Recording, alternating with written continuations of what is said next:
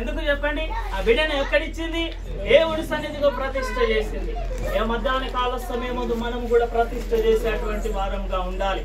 ఈ యొక్క వాక్యం వింటున్న ప్రతి ఒక్కరు, నేనైనా ఎవరైనా బిడ్డలను మనము దేవునికి ప్రతిష్ఠ చేసి ఆ విధంగా మనం పెంచినట్లయితే వాడు పెద్దవాడైన తర్వాత దాని నుండి తొలగిపోడు. హల్లెలూయా.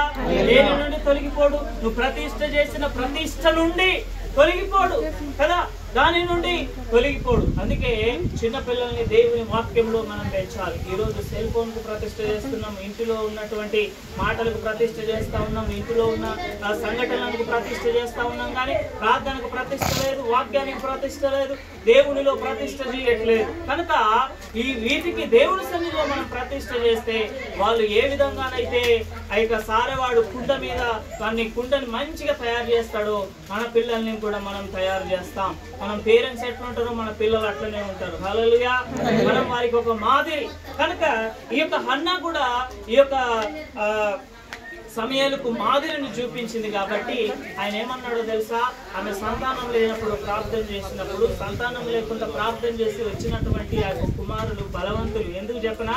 ఈ యొక్క సమయాలు ఏంటంటే ఆయన చిన్నవాడిగా పెరుక్కుంటూ వచ్చి ప్రవక్తగా మారాడు. హల్లెలూయా. ఎక్కడ పెరగబట్టి? దేవుని సన్నిధిలో పెరగబట్టి ప్రవక్తగా మారాడు. అంత మాత్రమే కాదు, కానీ ఆయన రాజులను నియమించే ప్రవక్త అయ్యాడు. హల్లెలూయా. ఎవరిని నియమించే? రాజులను నియమించాలంటే ఎవరు ఉండాలి కదా? ఎవరో ఒకరు ఎన్నుకోవాలి. కానీ ఆ రోజు సమయాలు రాజు అంటే ఈయన రాజే, ఈయన దిగాలంటే దిగాలి, ఈయన పోవాలంటే రాజ్యం పోవాలంటే పోవాలి. అంత పవరు దేవుడు ఎందుకు ఇచ్చాడో తెలుసా?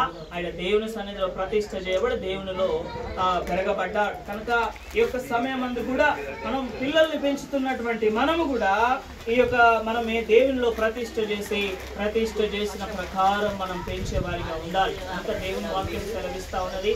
పిల్లలకు మనం కోపం రేపకూడదు, పిల్లల్ని మనం ఇబ్బంది పెట్టకుండా మనం వాళ్ళని పెంచాలి.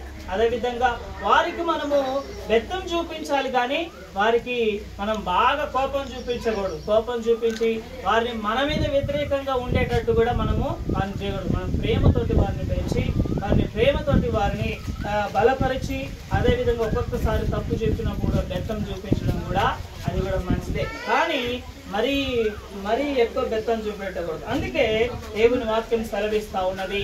దేవుని సన్నిధిలో పెంచాలి, వాక్యంలో పెంచాలి, ప్రార్థనలో పెంచాలి. దేవుని సన్నిధిలో పెంచినప్పుడు వారు పెరిగి పెద్దవాడైన తర్వాత వాళ్ళు ఏం చేస్తారంటే దేవుని సన్నిధి నుండి తొలగిపోరు. ఎందుకు చెప్తా ఉన్నానంటే ఒక మాట, ఈ రోజుల్లో కూడా చిన్నప్పుడు దేవుని సన్నిధిలో ఉంటారు, ప్రార్థన చేస్తారు, చర్చికి వస్తారు, అన్ని చేస్తారు. పెద్ద పెరిగిన తర్వాత తప్పిపోతా ఉన్నారు. పెద్ద పెరిగిన యవనస్తులైన తర్వాత తప్పిపోతా ఉన్నారు కదా. కనుక అట్లా తప్పిపోకుండా మనం చిన్నప్పటి నుంచే వారిని ప్రతిష్ఠ చేసిన ప్రకారం మనము ముందుకు కొనసాగాలి. అందుకే ఈ యొక్క సంఘటన పాలు మాన్పించిన తర్వాత ఆమె చేసింది. ఈ రోజు కూడా ఈ యొక్క బేబీ పాలు మాన్పించి తర్వాత నుంచి ఆహారం తిన్న అప్పటి నుంచే దేవునిలో మీరు ప్రతిష్ఠ చేసి దేవునిలో పెంచి ముందుకు కొనసాగాలని ఈ యొక్క సమయంలో వాక్యం పేరట మిమ్మల్ని క్రీస్తు పేరట ఆన చేస్తా ఉన్నాను. ఈ యొక్క సమయం కనులు మూసుకుందాం. ఈ యొక్క కుటుంబం గురించి, ఇక్కడ ఉన్న